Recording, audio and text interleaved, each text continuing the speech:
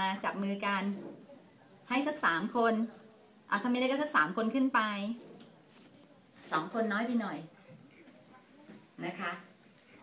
ตอนนี้นั่งในท่าที่สบายที่สุดนั่งในท่าที่สบายที่สุดหลับตาจับมือกันก่อนนะ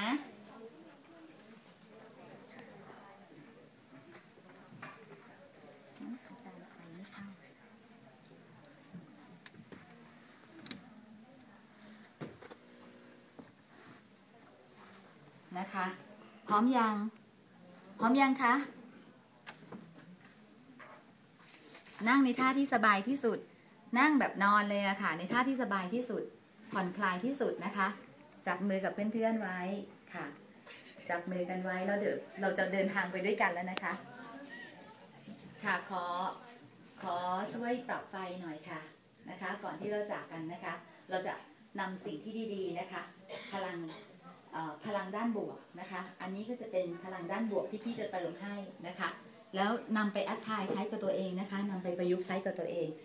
สิ่งที่สำคัญคือต้องพูดบวกกับตัวเองเพราะต่อไปนี้ในโลกของเราแล้วเนี่ยเราจะเจอแต่ทั้งลบและบวกแต่ส่วนใหญ่แล้วเราจะเจอลบแต่เราต้องพยายามทำให้ตัวเองบวกนะคะ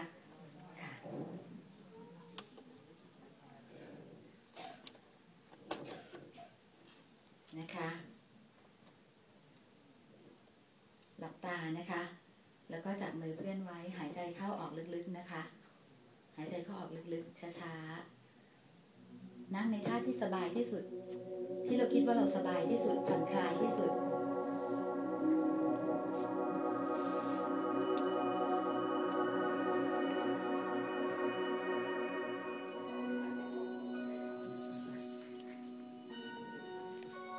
หายใจเข้าออกลึกๆหายใจเข้าช้าๆหายใจออกช้าๆนะคะ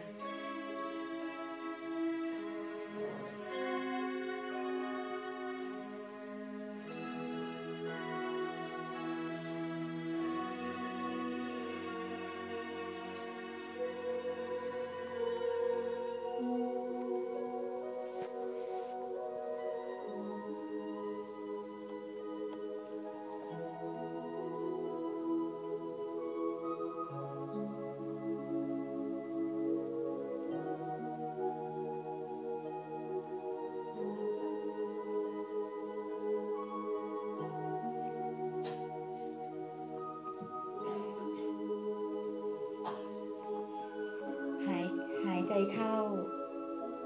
ท้องขยายลำตัวขยายหายใจออกหน้าอกยุบลำตัวยุบ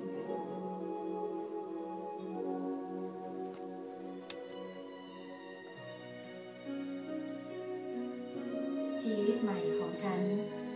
เริ่มต้นตั้งแต่วันนี้ฉันจะเริ่มต้นชีวิตใหม่ด้วยความรู้สึกที่ดีต่อตัวเองฉันรักตัวเองรักทุกสิ่งทุกอย่างที่ประกอบขึ้นเป็นตัวฉัน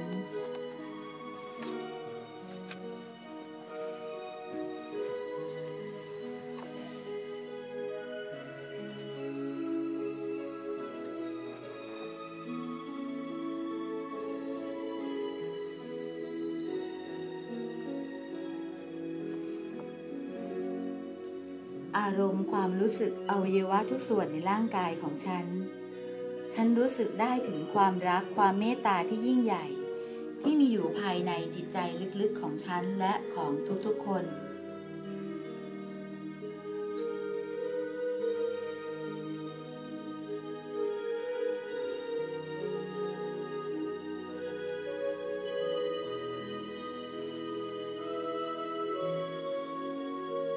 หายใจเข้าเอาพลังแห่งความรักความเมตตาเข้ามาในตัวเราหายใจออกแผ่ความรักความเมตตาให้กับตัวเองให้กับคนรอบข้างทุกๆคนพลังแห่งความรักความเมตตาทำให้ฉันรู้สึกมั่นใจในตนเองเห็นว่าตัวเองมีคุณค่ามีความสำคัญ